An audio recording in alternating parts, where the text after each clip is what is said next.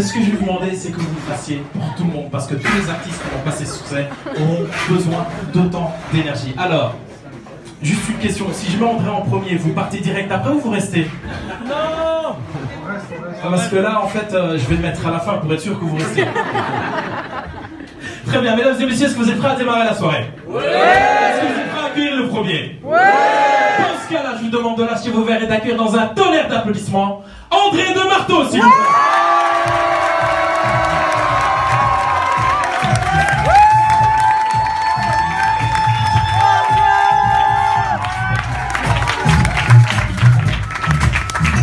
Bonsoir à tous. Vous m'entendez? Bonsoir à tous. Comme vous avez pu l'entendre, je m'appelle André. Je m'appelle André, le BG d'Anderlecht. Pas de Molenbeek, comme on a dit. Donc voilà, je vois que vous êtes tous beaux. Moi, j'ai essayé de faire un effort aussi. J'ai mis ma petite belle chemise originale. J'ai mis une petite URH. Je me suis mis bien, tu vois. Par contre, j'ai pas été chez le coiffeur. Je suis en clash avec mon coiffeur. J'irai plus jamais. Vous savez, on s'est pris la tête à cause de ma calvitie, en fait. Ouais, le type, il a essayé de me vendre des produits contre la chute de cheveux. Alors que le mec est chauve. Ça n'a aucun sens. T'es coiffeur et t'es chauve. C'est comme si moi, j'ouvrais un Basic Fit. N'importe quoi. Mais bon, enfin, si tu veux me vendre des trucs, vends-moi des trucs, tu vois, qui ont de la gueule. Je sais pas, du glyphosate. Un truc original, tu vois, ne vends pas tes trucs de merde. Je sais pas si les gens me suivent, est-ce qu'il y a des gens qui perdent leurs cheveux ici? Ouais. Levez la main, on est ensemble les gars, on est ensemble. Et par contre, on est une famille. Vous savez, la calvitie, il y a plusieurs attaques, tu vois, possibles. Il y a genre d'abord l'attaque par derrière, tu vois. Toi, t'es beau gosse, devant ta glace, tu te trouves beau, tu vois. Alors que derrière, c'est chaussée, oh man. Et puis il y a la mienne, l'attaque par devant, tu vois, ça commence, t'as deux oreilles de Mickey comme ça qui commencent, puis elles se rejoignent, et ça te fait un trou comme ça, et puis t'as une petite troupette dégueulasse devant, tu vois. Moi j'assume pas, tu vois, donc c'est pour ça, je sors jamais sans ma casquette. Donc moi, ça fait 5 ans que j'ai une casquette non-stop. Vous imaginez pas le délire, tu vois. Sur ma carte d'identité, j'ai une casquette, les gars. Tout est négociable à la commune d'Anderlecht. Sauf le sourire. Tu peux toujours pas sourire sur ta carte d'identité, donc je suis comme ça. Non, laisse tomber. Après, c'est vrai que la casquette non-stop, ça pose un problème. Notamment au travail, tu vois. Je suis quand même costume cravate avec une casquette. L'autre jour, je vois mon boss, Pete. Il y en a sûrement qui le connaissent. Il m'attrape dans le couloir et me fait... Je dis, André, comment ça va avec toi? Il dit, tu peux enlever ton couvre-chef, s'il vous plaît? Tu crois qu'il y a beaucoup de soleil ici?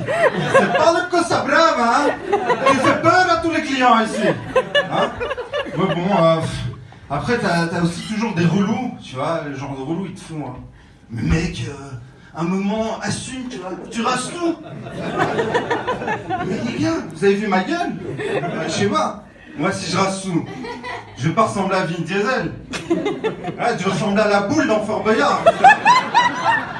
Bon, après, en même temps, je vais me marier en juillet, tu vois, donc...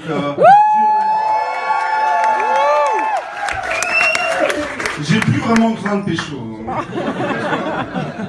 je sais pas si vous connaissez le dicton trouve ta femme avant que la calvitie te trouve. Là, on est clairement là-dedans. Mais bon, avant j'avais une belle chevelure, tu vois, j'ai testé plein de coiffeurs et tout. Bon, j'ai d'abord commencé par les coiffeurs genre Olivier Dashkin, des trucs comme ça, tu vois. C'est le genre de coiffeurs, ils prennent pas de rendez-vous, ils te font attendre au shampoing. Comme ça, ils sont sûrs que tu te casses pas, tu vois. Oui, nous allons faire attendre au shampoing. Putain, la dernière fois, j'ai attendu 1 heure au shampoing, les gars. Laisse tomber. Après, c'est toujours les mêmes genres de salons, tu vois. T'as toujours 4-5 coiffeuses, et puis, t'as toujours un gars. Diego. Ah ouais, lui, Diego, il est toujours là.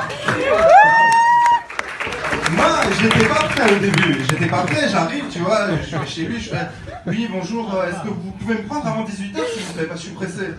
Et Diego, il me répond « Mais enlevez votre pantalon, cher monsieur, je vais vous prendre tout de suite !» Alors, tu vois, ce genre de truc, ça m'a un peu refroidi.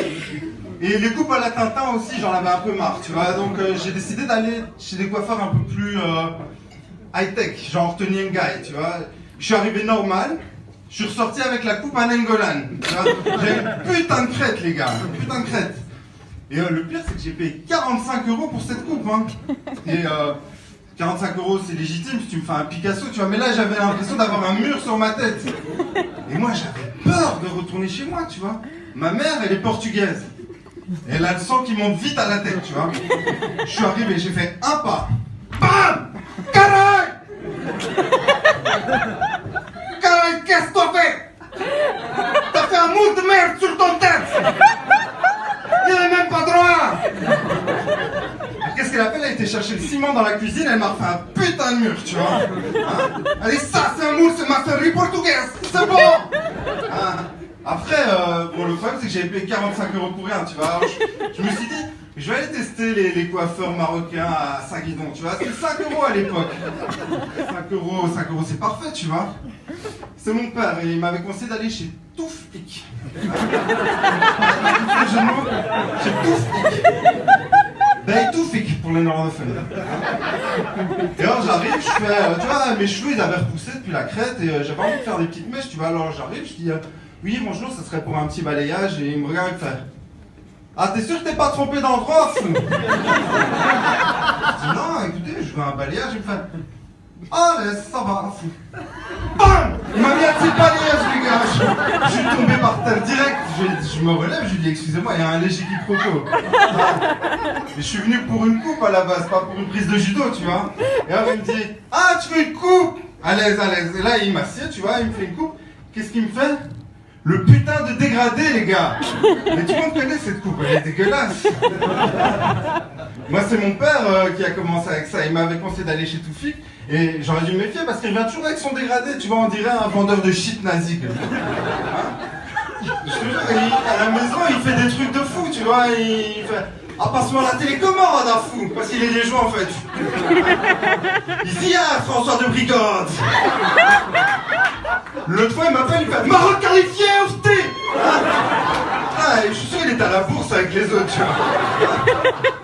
Mais bon, bref, tout ça c'est fini, les coiffeurs marocains, ils font plus que des dégradés. Maintenant, ils font aussi des lissages brésiliens. Je sais pas si vous connaissez le lissage brésilien pour mecs. Ah putain, c'est vraiment stylé. Mais moi, ça a toujours été mon rêve. Et j'ai jamais pu faire de lissage brésilien à cause de mes cheveux, en fait. C'est fini tout ça. Donc j'ai trouvé une petite solution.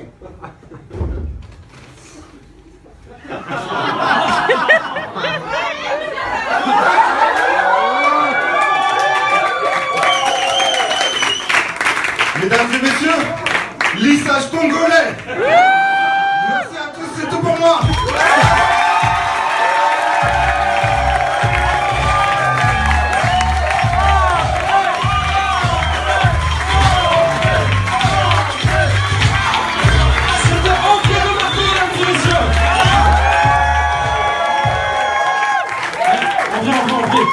T'as des potes, ils ont filmé partout. Tu combines les vidéos, t'as une vidéo en 360 degrés. Tout le monde a filmé ton passage. On peut encore l'applaudir, s'il vous plaît.